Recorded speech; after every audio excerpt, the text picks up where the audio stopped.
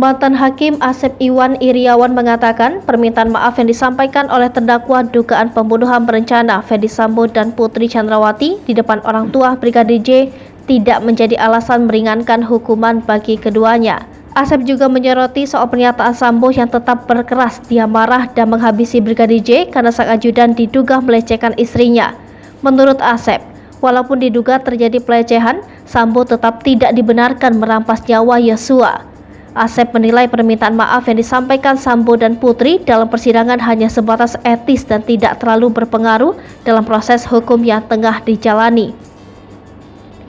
Sebab menurut dia nantinya keputusan akhir jalannya persidangan perkara ada tangan hakim melalui vonis.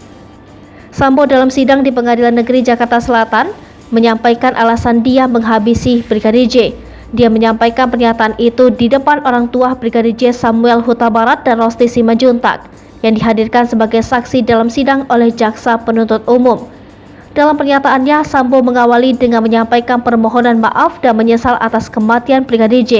Akan tetapi, ketika melanjutkan pernyataannya, nada suara Sambo meninggi, dibarengi dengan sorot mata yang tajam dan agak melotot ke arah Samuel dan Rosti. Sambo dalam pernyataannya tetap berkeras peristiwa berdarah itu terjadi karena perbuatan Yosua terhadap istrinya Putri Chandrawati. Di akhir kalimatnya, Sambo kembali meminta maaf dan menyebut dirinya sudah memohon ampun kepada Tuhan.